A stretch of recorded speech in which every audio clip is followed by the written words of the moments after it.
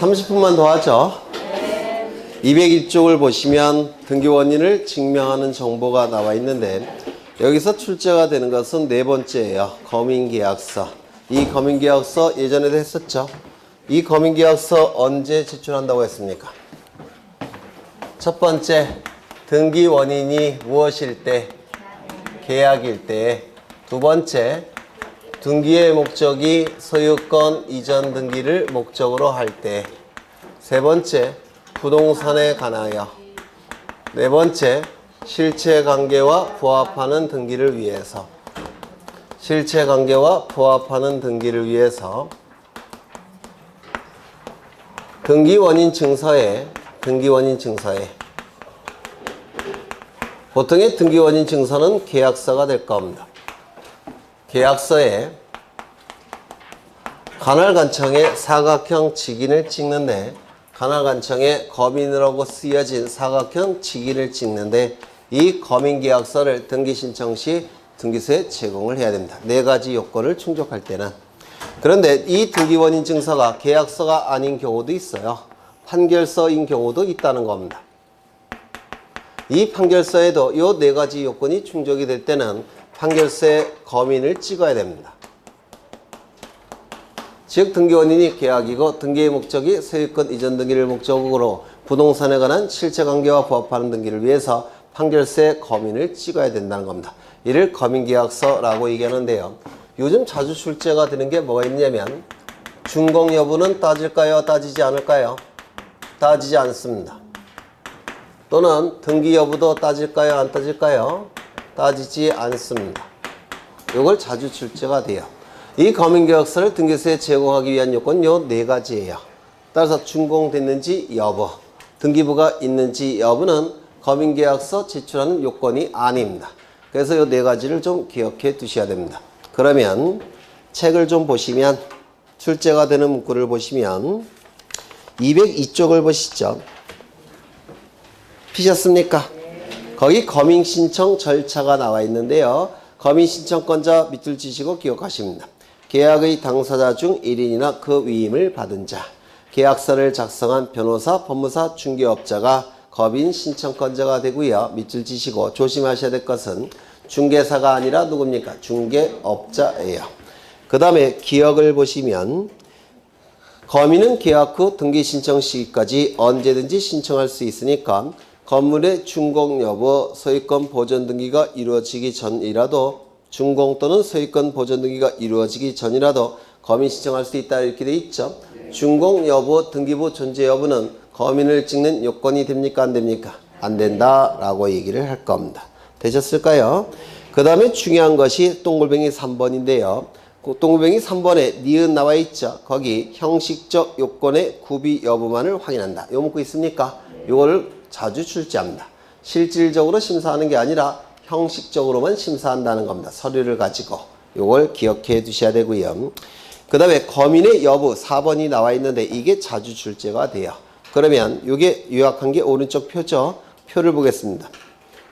검인을 받지 않는 경우를 위주로 보시면 돼요. 1번 국가나 지방자치단체가 계약의 일방 당사자라고 한다면 검인계약서 첨부할 필요가 있을까요? 없을까요? 없습니다. 이유는요. 그렇죠. 실체관계와 부합하기 위해서 검인계약서 제출하는 거죠. 근데 국가나 지방자치단체가 등기를 신청할 때는 등기 진정성이 이미 확보가 됐다고 평가했죠. 따라서 검인계약서 제출하지 않습니다. 2번 선박, 임목, 공장, 재단 등의 등기가 신청이 되는 경우 이건 몇 번째 요건 탈락일까요? 세 번째 요건 탈락입니다. 부동산이 아니죠. 검인계약서 제출하지 않습니다. 3번을 보시면 경매나 공매 몇 번째 요건 탈락일까요? 네? 첫 번째 요건 탈락이죠. 법률 규정 아닙니까? 이거는 계약이 아니죠. 검인계약서 제출하지 않을 겁니다.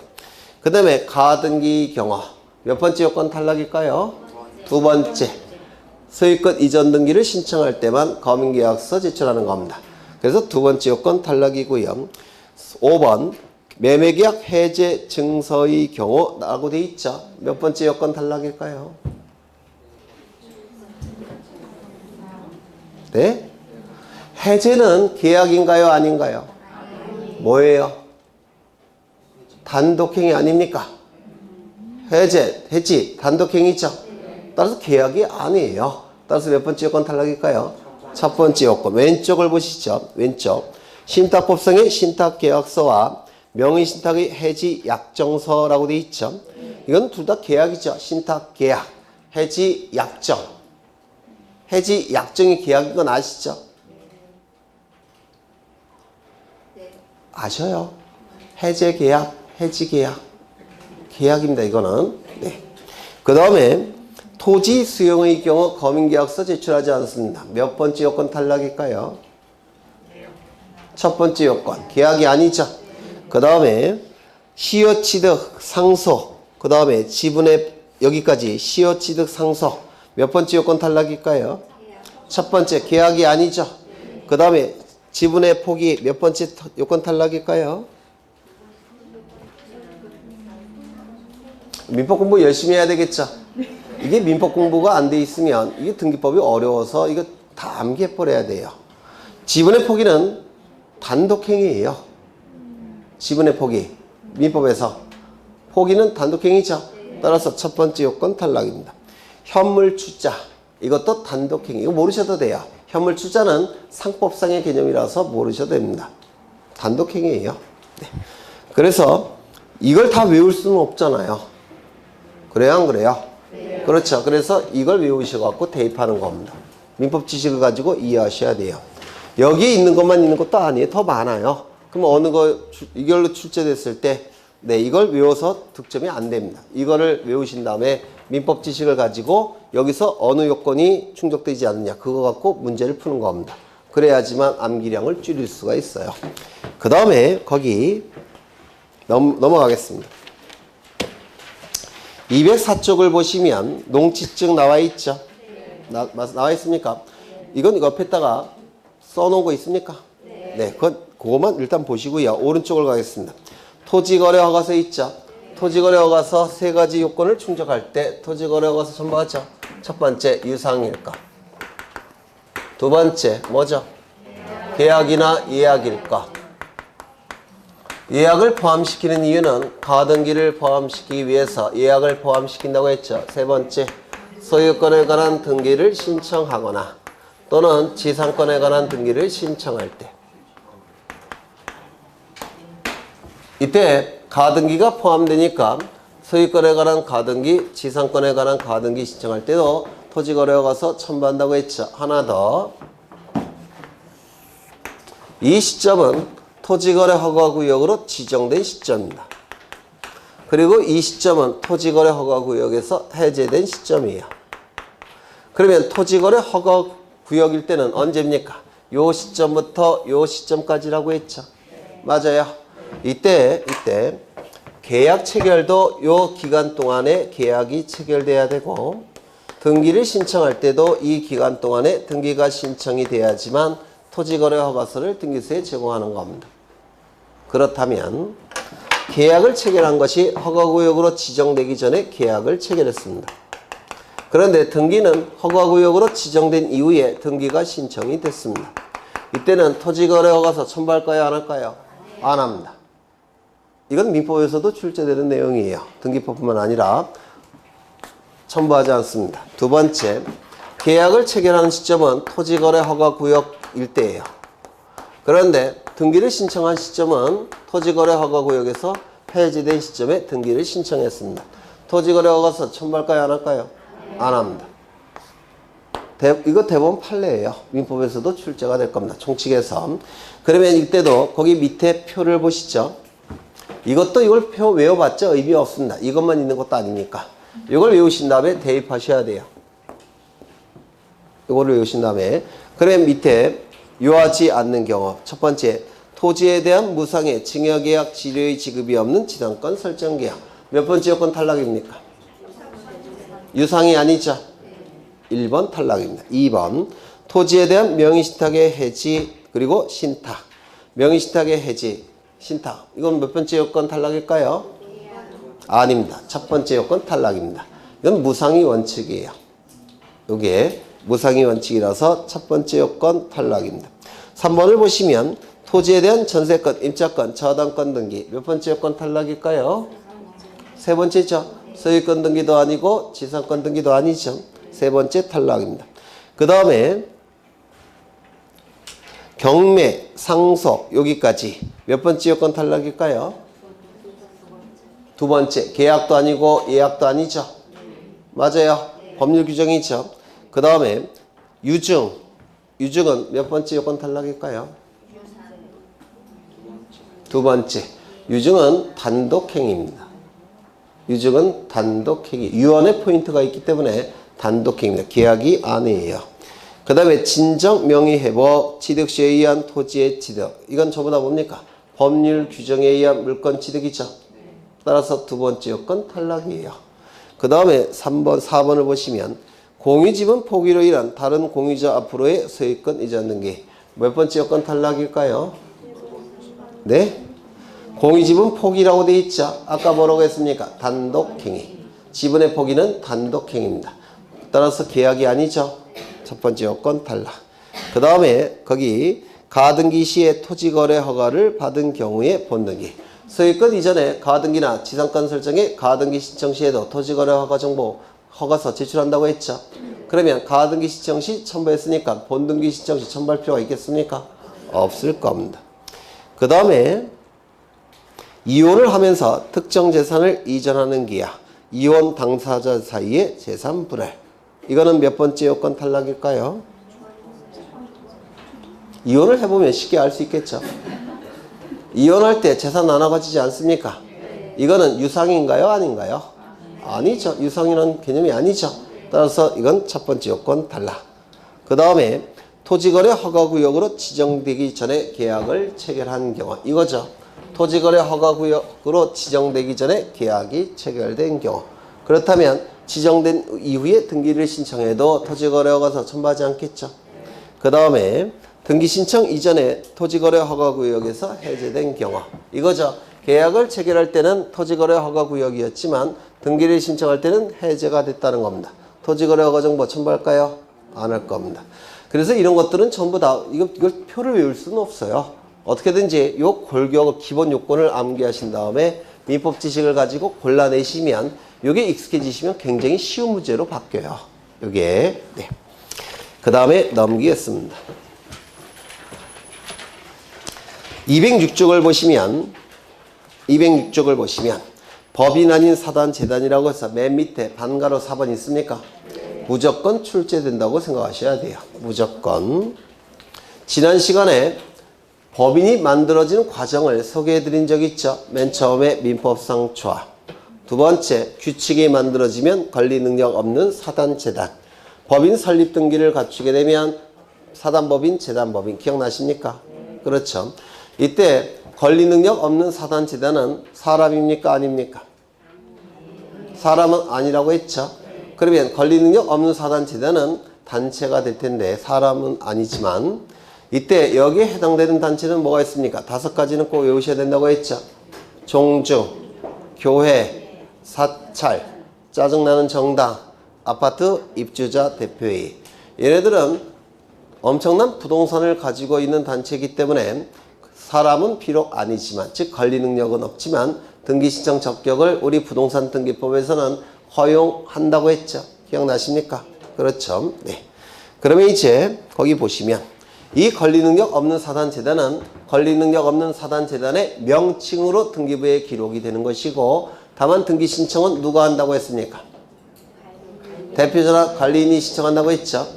권리 능력 없는 사단 재단의 명칭으로 등기부에 기록이 되고 등기 신청은 대표자나 관리인이 한다고 했습니다. 기억나셔요? 그 다음에 규칙이 있기 전에를 뭐라고 불렀습니까? 민법상 조합으로 등기 신청 적격을 인정하지 않는다고 했죠. 규칙이 만들어진 다음에는 등기 신청 적격을 인정해 준다고 했죠. 맞아요. 이 규칙을 뭐라고 부릅니까? 정관 기타 규약.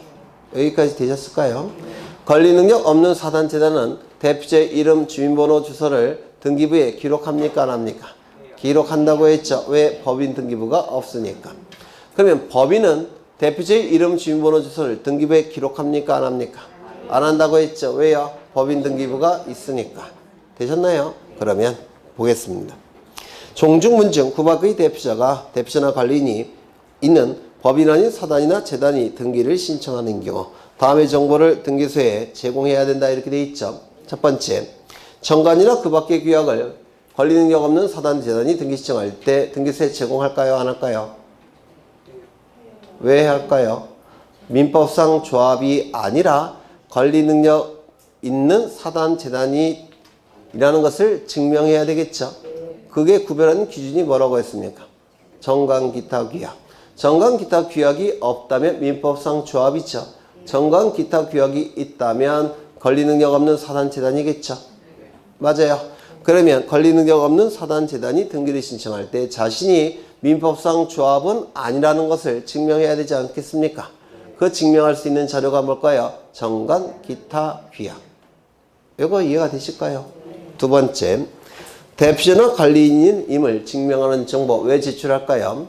이 법인 아닌 사단, 재단은 법인 아닌 사단, 재단의 이름으로 등기하지 있지만 신청은 누가 합니까? 대표자나 관리인이 신청하죠. 그러면 자신이 대표자나 관리인임을 증명하는 정보를 제출해서 대표자나 관리인임을 증명해야 되지 않겠습니까? 맞아요.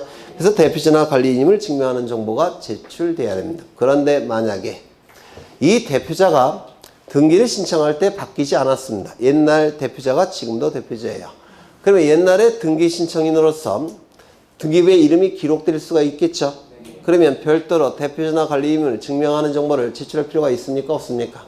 없어요. 뭐를 통해서 이미 증명되어 있습니까? 거기 있잖아요. 등기되어 있는 대표자나 관리인이 신청하는 경우에는 그러하지 아니하다 이렇게 돼 있죠. 등기부에 대표자나 관리인이 부동산 등기부에 기록되어 있다면 따로 증명하는 정보를 제출할 필요가 있습니까? 없을 겁니다. 이거 이해가 되시나요? 네.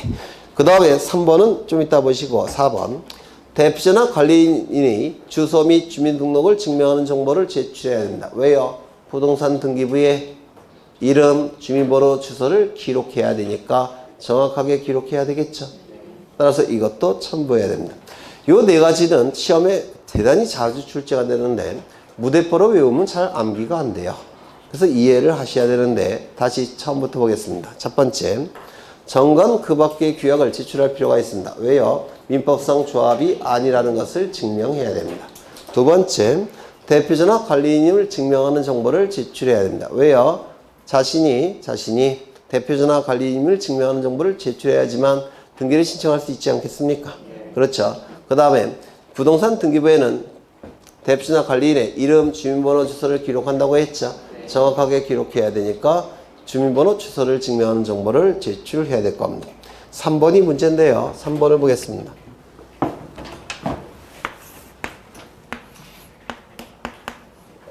교회는 권리 능력 없는 사단이라고 부르죠. 맞아요. 교회는 부동산을 가지고 있는데요. 이 부동산을 다른 교회에게 처분하고자 합니다.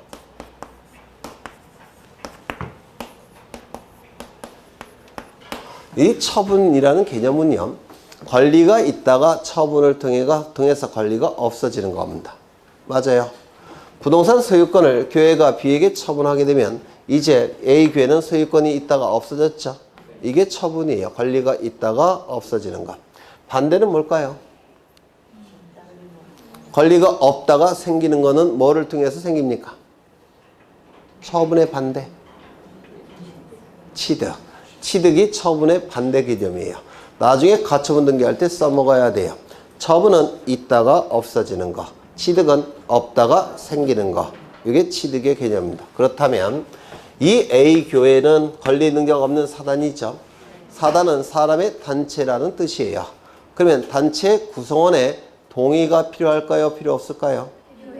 필요하겠죠. 왜? 권리가 있다가 없어지니까 이해관계에 있는 구성원의 동의가 필요하겠죠. 그러면 이 교회의 구성원은 누굽니까? 쉽게 얘기해서 주인이에요. 주인. 누굽니까? 신도들 아닙니까? 근데 저처럼 뜻내기 신도는 안 되고요. 교회에 등록된 신도를 얘기합니다. 교회에 등록된 신도들을 뭐라고 부르냐면 사원이라고 부릅니다. 사원. 우리 민법에서. 그러면 이 사원은 회사의 주임님, 대리님, 부장님, 과장님 이런 분들을 얘기하는 건 아니에요. 이분들은 한자가 다른데요. 여기서의 사원은 사단의 구성원이라는 뜻이에요. 사단의 구성원. 이게 사원이라고 얘기합니다. 그러면 이 사원이 결국은 이 부동산 소유자입니다. 그렇다면 이 교회 대표자가 이 부동산을 다른 교회에게 처분할 때 이 사단의 구성원의 동의나 의결이 필요할까요? 필요 없을까요? 필요하겠죠. 따라서 사원들이 총회를 엽니다. 총회를 연 다음에 처분해도 좋다는 결의를 해야 됩니다. 결의를 해서 이 결의서가 등기소에 제출이 돼야지만 등기관은 을의 이름으로 등기를 해줍니다. 요거 이해가 되실까요? 그렇죠. 사원 총회를 열어서 그 총회 결의서가 제출이 돼야지만 등기관은 등기를 해줍니다. 되셨을까요? 그렇다면 비교회도 신도들이 모여서 사원총회 열까요? 안 열까요? 열어야 될까요? 그렇다면 사원총회를 열어서 처분해도 좋다는 결의를 할까요? 안 할까요? 비교회는 처분이 아니라 취득 아닐까요? 그렇죠? 취득이겠죠. 처분 결의는 일단은 아니겠죠.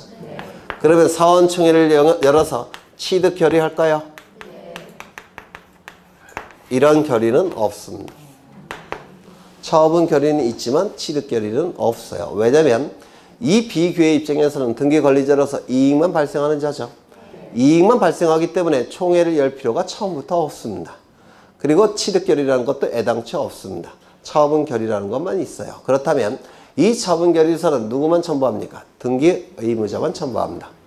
등기 관리자는 첨부할 이유가 없습니다.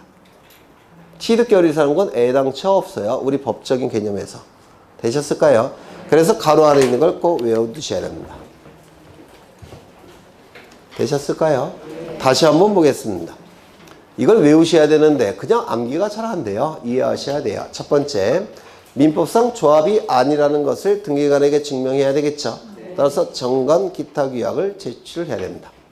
그 다음에 대표자나 관리인이 등기를 신청하는 거니까 대표자나 관리인임을 증명하는 정보도 제출해야 되겠죠.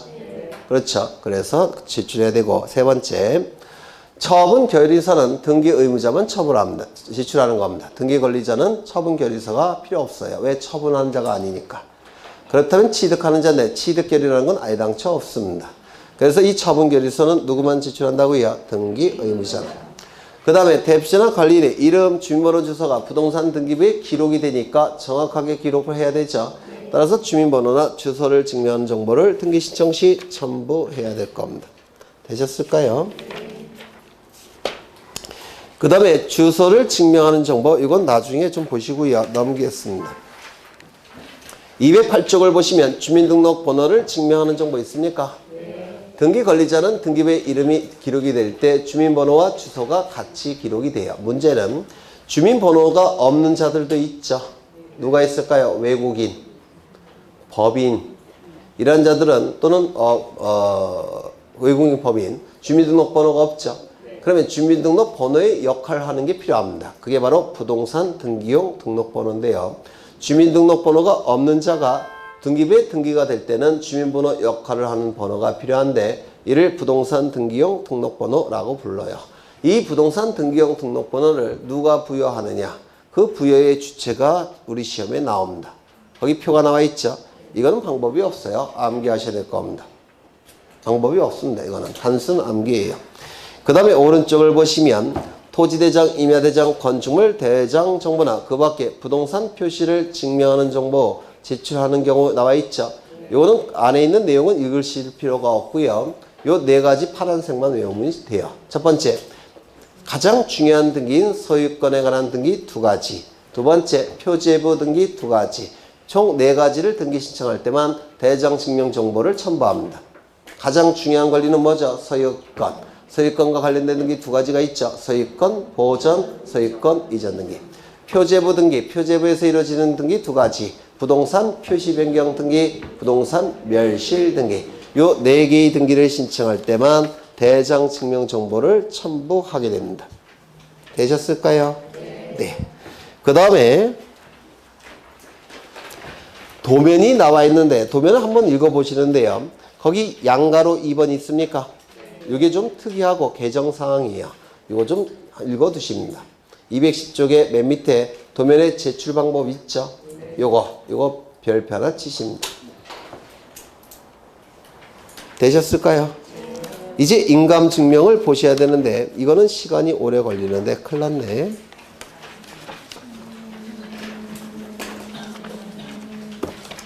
여기까지만 할까요? 20분 더 할까요? 여기까지 하죠. 네, 여기까지 하겠습니다. 네. 정신없죠? 그래서 다음 시간에는 끝내야 되는데 1, 2월 달에 안 한 거 위주로 하겠습니다. 1, 2월 달에 안 한 거 위주로. 그러면 되지 않을까요? 1, 2월 달에 한 걸 또 할 필요 없죠? 네, 그렇게 하겠습니다. 1, 2월 달에 안 한 거 위주로, 어려운 거 위주로 하겠습니다. 고생하셨고 오늘은 여기서 끝내겠습니다. 수고하셨습니다.